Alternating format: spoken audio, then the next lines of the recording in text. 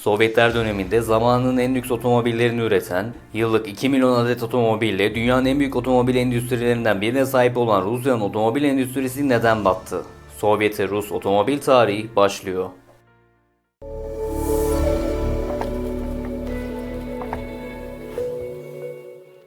Yıl 1877. Rus mucit Fyodor Belinov dünyanın ilk patentli traktörlerinden birini icat eder.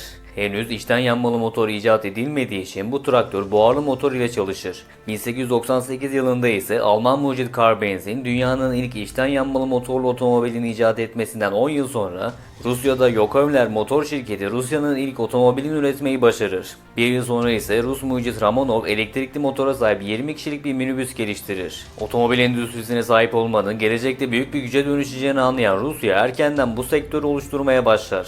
Russo-Bolt şirketi 1909 yılında otomobil üretmeye başlar. Üretilen çoğu model İngiliz üretici Rex'in lisans altında üretilen modelleri olur. Şirket 6 yılda 625 adet otomobil üretir.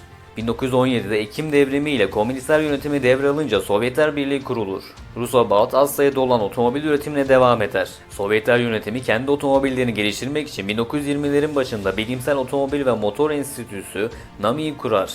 NAMI 1927'de ilk orijinal Sovyet otomobili NAMI 1'i geliştirir. Aracın az sayıda üretimi yapılır. Ancak Sovyetler otomobil teknolojisi geliştirme ve endüstri kurmada başarılı olamayınca çareyi batılı bir üreticiyle işbirliği yapmakta bulur. Partner olarak Sovyetlerin yakın ilişkiler içinde olduğu o dönemde dünyanın bir numarası olan Ford seçilir. Ford 1920'lerde Sovyetlere on binlerce otomobil, traktör ve kamyon ihracatı yapmıştı. Özellikle ekonomik fiyatlı Ford'san traktörler Sovyet tarımının gelişmesine önemli bir katkı yapmıştı. Amerikan üretici, Sovyetlerin kendisinden günümüzün değeriyle 250 milyon dolarlık otomobil satın alma koşuluyla otomobil geliştirme ve fabrika kurma konusunda teknolojik destek verme karşılığıyla Sovyetler ile anlaşma imzalar. Bu anlaşma ile Sovyetler'de 1930'da iki yeni otomobil fabrikası kurulur. İlki Gorki Otomobil Fabrikası yani Gaz olur. İkincisi ise Moskova'da kurulan Kim Fabrikası olur. Gaz şirketi 1932 yılında Ford Model A'yı lisans altında üretmeye başlar. Araç Gaz A adıyla satışa çıkar. Fabrika 4 yılda 42 bin adet Gaz A üretimi yapar. Ancak üstü açık ya da kumaş tavanlı Gaz A, Sovyetlerin sert kış iklimine uygun değildi. Ayrıca aracın mekaniği de zorlu Sovyet iklimi ve yollar içinde dayanıklı değildi.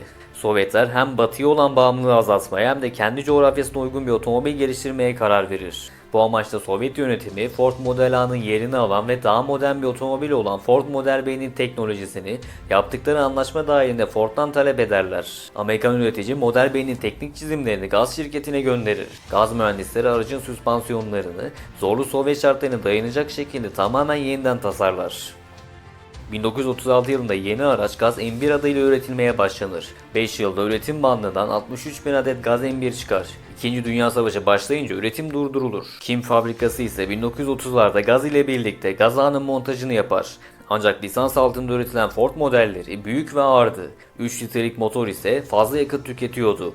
Bu nedenle Sovyet yönetiminin aklında geniş kitlelere hitap edecek, yüz binlerce üretilebilecek, küçük, az yakıt tüketen, ucuz halkın arabasını geliştirmek vardı. Sovyet yönetimi bu arabanın tasarım görevini Kim fabrikasına verir. Kim mühendisleri bu tarz bir araç için örnek olarak İngiltere'deki Ford'un 1938'de üretmeye başladığı Ford Perfect'i seçerler. Araç Moskova'ya getirilir. Mühendisler tersine mühendislikle aracın şase ve aktarma organlarını Sovyet üretim tekniklerine uygun olarak kopyalar. Gövde tasarımında ise Joseph Stalin'in tercihiyle Opel Kadett modeli örnek alınır. Bir yıl sonra ortaya Kim 10 çıkar. Aracın 1940'da seri üretimine başlanır. İlk yıl 50 bin adet, ikinci yıl ise 30 bin adet Kim 10 üretim bandından çıkar. Ancak 1941'de Almanya Sovyet işgaline başlayınca Kim 10 üretimi durdurulur. Fabrika Sovyet ordusu için askeri kamyon üretimi yapmaya başlar. Bu arada 1930'larda Stalin'in aklında Sovyet itibarını arttırmak için lüks limuzin makam araçları üretmek vardı. Çünkü Almanya'da Hitler makam aracı olarak lüks Mercedes limuzinlerini kullanıyordu. İtalya'da ise lider Mussolini yerli üretim Alfa Romeo'nun limuzinlerini kullanıyordu. Stalin'in neyi eksikti? O da istiyordu. Bu görev daha çok kamyon üreten Moskova'daki Zil fabrikasına verilir. Zil mühendisleri Buick 3390 modelinin şasisini tersine mühendislikle kopyalar. Dış tasarım için Amerikalı BAT Company ile 1,5 milyon dolar karşılığında anlaşılır. 1936 yılında Sovyetlerin ilk limuzini ZIS-110 üretilmeye başlanır. 116 beygirlik araç 130 km/saat hıza ulaşabiliyordu. Stalin bizzat gidip aracı inceler. Aracın üstü açık ve spor versiyonu da üretilir. 5 yılda 8.000 adet ZiS-110 üretimi yapılır. Zorlu geçen 2. Dünya Savaşı'ndan sonra gaz ve kim fabrikaları tekrar otomobil üretimine döner. Doğu Almanya'yı işgal eden Sovyetler, Opel'in Rüsselsheim fabrikasını ele geçirmişti. Sovyetler bu fabrikadaki üretim hattını alıp gaz ve kim fabrikalarına götürmüştü. Dolayısıyla yeni üretilecek araçlarda Opel'in üretim hattı kullanılacaktı. Gaz şirketi 1946 yılında savaş sonrası ilk yeni modeli Gaz M20 Pobeda'yı üretmeye başlar. Pobeda Rusça zafer demekti ve savaşta Almanlara karşı kazanılan zafer atıf yapmaktaydı. Araç Opel'in üretim hattıyla üretileceği için gövde tasarımı için Opel'in lüks modeli Kapitan'dan fazlasıyla esinlenilir. M20 sinyal lambaları, elektrikli silecekler, hidrolik frenler, elektrikli ısıtıcı ve radyo ile Sovyetlerin ilk modern otomobili olur. Tabii ki araç halk için değil, Komünist Parti üyeleri için makam aracı olarak kullanılacaktı. Savaş sonrası Sovyetlerde ciddi ham madde sorunu yaşandığı için ilk 2 yıl yalnızca 700 adet M20 üretilebilir. 1949 yılında yenilenmiş gaz M20'nin çok daha yüksek kapasitede üretimine tekrar başlanır. 6 yılda 236 bin adet M20 Pobeda üretilir. Üretilen araçların büyük kısmı Sovyet kurumları tarafından kullanılırken 37 bin adet araç da taksi olarak kullanılır. Ayrıca araç ilerleyen yıllarda Sovyet vatandaşları için de satışa çıkar. Aracın satış fiyatı 16 bin ruble iken Sovyet halkının ortalama maaşı 800 rubleydi. Yani bir Sovyet vatandaşı 20 aylık maaşı ile Pobeda sahibi olabiliyordu. Otomobile sahip olmak isteyen Sovyet halkı Pobeda için uzun bekleme listeleri oluşturur. Araç Polonya'da Varşova Otomobil Fabrikası tarafından da lisans altında üretilir. Ayrıca Kuzey Kore'de Pyongyang Otomobil Fabrikası da aracı lisans altında üretir. Ayrıca ZIL Fabrikası da üst düzey Sovyet yetkililer için limuzin üretmeye devam eder. 1946'dan itibaren 2100 adet üretilen yeni limuzin ZiS-110 üst düzey Sovyet yetkililerine teslim edilir. Lüks araç çarpışma testlerine de tabi tutulur. Sovyet yönetimi bu defa Gorki Otomobil Fabrikası'nda Pobeda ve ZiS-110 arasında olacak 6 kişilik lüks bir makam otomobil geliştirmesini ister. Tasarım departmanı 1950'de Gaz 12'yi geliştirir. Ponton tasarımlı otomobilde Amerikan tasarımından fazlasıyla esinlenilir. 3,5 litre motora sahip Gaz 12 95 beygir olur. Pobeda'nın fiyatı 16 bin ruble iken Gaz 12'nin fiyatı 40 bin ruble olur. 10 yılda üretilen 22 bin araç çoğunlukla Sovyet yetkilileri tarafından kullanılır. 1945'te Kim fabrikası da yeniden faaliyete geçer. Fabrikanın adı Moskova Küçük Otomobil Fabrikası olarak değiştirilir. Kısaltması ise Moskviç olur. Sovyet yönetimi Almanya'dan savaş tazminatı olarak Kim ona benzer bir model tasarımı ve üretim ekipmanı talep eder. Alman hükümeti Volkswagen Beetle'ı ve DKW F8'i önerse de Sovyet yetkilileri reddeder. Joseph Stalin bizzat Opel Kadett K38'in daha uygun olduğuna karar verir. Opel Kadett'in pres makineleri savaş tazminatı olarak Sovyetler tarafından alınıp Moskova'daki fabrikaya getirilir. Bombardımanda zarar gören ekipmanlar Alman mühendislerinin de katılımıyla onarılır. 1947'de Moskviç 400 üretilmeye başlanır. 1,1 litre motora sahip aracın gücü 23 beygir olur. 9 yılda üretim bandından 250 bin adet Moskviç 400 çıkar. Araç Belçika ve Doğu Almanya'ya da ihraç edilir. Moskviç 400 rakipleri Ford Prefect ve Morris Minor'dan daha ucuz fiyatta pazarda yer alır. 1950'ye geldiğimizde Sovyetler yıllık 360 bin adet otomobil üretmeye başlar. 1950'lerin ortasına geldiğimizde ise Moskviç artık tasarımı eskiyen Moskviç 400'ü yeni bir modelle değiştirmeye karar verir. Tasarımcılar Fiat 1100'ü ve Ford Consul gibi modelleri örnek alırlar. 1956'da yeni model Moskviç 402 satışa çıkarılır. Araç ilk seri üretilen Sovyet tasarımı otomobili olur. 402 gelişmiş süspansiyonlara, ısıtıcıya ve radyoya sahip olur. Araç Norveç, Finlandiya gibi ülkelere de ihraç edilir. Zorlu Sovyet iklim koşullarına göre geliştirilen Moskviç 402, İskandinav ülkelerinde Ford otomobillerinden çok daha iyi bir seçenek olur. 1964'te Moskviç 402, Moskviç 408 ile değiştirilir. Araç Fransa ve Batı Almanya'nın güvenlik testini geçen ilk Sovyet otomobili olur. 1967'ye geldiğimizde Moskviç fabrikasından 1 milyoncu otomobil çıkar. 1950'lerin ortasında Gorki fabrikasında ise Gaz M20'nin yerini alacak yeni bir model geliştirme telaşı vardı. Tasarım departmanı Soğuk Savaş'ın etkisiyle Amerikan otomobilleri gibi bir otomobil tasarlamak ister. Tasarımcılar Chevrolet Bel Air ve Ford Mainline gibi otomobilleri seçenekler arasına koyar. Finalde Ford Mainline seçilir. 1956'da Gaz M20 yerini Gaz M21 Volga'ya bırakır. E-segment otomobil 2,5 litre motora sahip olur. Volga için Ford'un otomatik şanzımanı lisans altında üretilir. Ayrıca aracın 5,5 litrelik çok daha güçlü versiyonu Sovyet İstihbarat Servisi KGB ajanları için üretilir. Gorki mühendisleri 1957'de prestij için lüks limuzin geliştirme çalışmalarına başlar. Şirket 1959'da ultra lüks limuzin gaz 13'ü de üretmeye başlar. O yıllarda Amerika'da Cadillac'ın öncülüğünde büyük gösterişli yüzgeç kuyruklu otomobil tasarım çılgınlığı vardı. Gorki de bu Amerikan tasarımını tamamen kopyalar. Araç Sovyetlerin Cadillac'ı olur.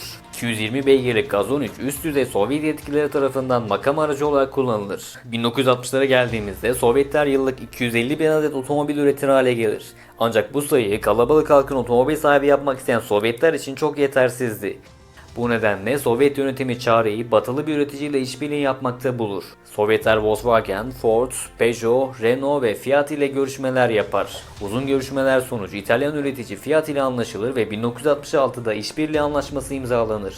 Aynı yıl Volga Nehri'nin yakınında Avtovaz fabrikasının inşaatına başlanır. Fiat'ın desteğiyle rüzgar tüneli testi, otomobil güvenliği araştırma merkezi olan son teknolojilerle donatılan modern bir otomobil fabrikası kurulur. Dev tesis günümüzün karşılığıyla 4,7 milyar dolara mal olur. Üretilecek model için 1967'de Avrupa'da yılın otomobili seçilen Fiat 124 seçilir. Fiat 124 basit, ekonomik, dayanıklı, tamir ve bakım masrafları düşük olan bir otomobildi. Sovyet mühendisleri Fiat mühendisleri ile birlikte Fiat 124'ün motorunu, süspansiyonlarını ve şasisini zorlu Sovyet iklim ve coğrafi koşullarına göre modernize eder. İlk otomobil Vaz 2101 1971'de üretim bandından çıkar. Araç 5620 rublelik fiyatta satışa çıkar. O dönemde bir Sovyet mühendisinin maaşı 200 rubleydi. Yani bir mühendis yaklaşık 30 aylık maaşı ile Vaz 2101 satın alabiliyordu. Sovyet halkı yeni araca büyük bir talep gösterir. Devasa Avtovaz fabrikası günde 2200 adet otomobil üretse de ilk yıllar talebe yetişemez.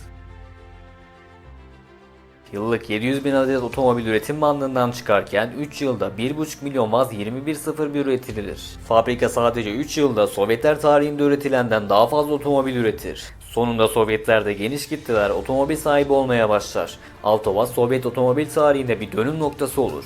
Vaz 2101 İskandinav ülkelerinde ve tüm Avrupa'da Lada 1200 adıyla satılmaya başlanır. Avtovaz yıllık 750 bin adet otomobil üretirken Gaz ve Moskviç fabrikaları da toplamda 500 bin adet otomobil üretir. 1975'e geldiğimizde Sovyetlerin yıllık toplam otomobil üretim sayısı 1,2 milyon adet olur. Gorki fabrikasında ise mühendisler tasarımı eskiyen Gaz 21 Volga'nın yerini alacak yeni modelin tasarım çalışmalarına başlar. 1975'te Gaz 21 Volga yerini Gaz 24 Volga'ya bırakır. Araç 70'lerin tasarım trendine uygun olarak kutu tasarımlı olur. Büyük ve lüks Volga Sovyetlerde statü sembolü olur. Halktan ziyade Komünist Parti üyeleri Volga'ya biner. Peugeot motorlu sağdan direksiyonlu Volgalar Hindistan, Pakistan ve Singapur gibi ülkelere ihraç edilir. 1977'de en lüks model Gaz 13 Çayka ise yerini Gaz 14 Çayka'ya bırakır. 220 beygirlik araç yine üst düzey Sovyet liderler tarafından kullanılır. 10 yılda 1100 adet Gaz 14 üretimi yapılır. 1974'te Moskviç fabrikasında 2 milyonuncu Moskviç üretim bandından çıkar. Moskviç 408 yerini 1976'da Moskviç 2140'a bırakır. 1,5 litre motora sahip 2140'ın station wagon versiyonu da üretilir. 1960'ların sonlarında Moskviç üretilen araçların %55'ini yurt dışına ihraç etmekteydi. Ancak Avtovaz'ın ürettiği Lada yurt dışına daha fazla talep görür ve Moskviç'in satışlarının düşmesine neden olur. Bu nedenle Moskviç mühendisleri Lada'dan daha modern bir otomobil geliştirmek için çalışmalara başlar. Şirket arkadan çekişli bir prototip geliştirir. Ancak Otomobil Endüstri Bakanlığı Chrysler Avrupa ve PSA grubun ortak geliştirdiği hatchback Simca 1307'ye benzeyen önden çekişli bir model geliştirmeleri için Moskviç'in projesini iptal eder. 1976 Avrupa'da yılın otomobili seçilen Simca 1307, Volkswagen Passat, Renault 20 gibi modellere rakip olmuştu. O yıllarda Avrupa'da önden çekişli hatchback modeller oldukça talep görmekteydi. Moskviç mühendisleri başka bir üreticinin modelini kopyalamayı aşağılayıcı bularak duruma çok sinirlenir. Ancak mecburen yeni proje üzerinde çalışmaya başlarlar. Fransız mühendisler de aracın geliştirilmesine destek verir. 1986'da Moskviç 2141 Aleko üretim bandından çıkmaya başlar. Ancak proje değiştiği için gecikme yaşanır ve Avtovaz'ın geliştirdiği Lada Samara Aleko'dan 2 yıl önce satışa çıkar. Aleko, Lada'dan daha konforlu, dayanıklı ve güvenli bir otomobil olur. Araç Ford'un dizel motoruyla Fransa ve Almanya'da da satışa çıkar. Lada markası çok daha bilindik bir marka olduğu için araç yurt dışı pazarında Lada Aleko markasıyla satılır. Ancak 1991 yılında Sovyetler Birliği dağılınca yaşanan finansal krizin de etkisiyle Moskviç fabrikası çok kötü yönetilmeye başlanır. Üretim bandından çıkan araçların kalitesi de düşer.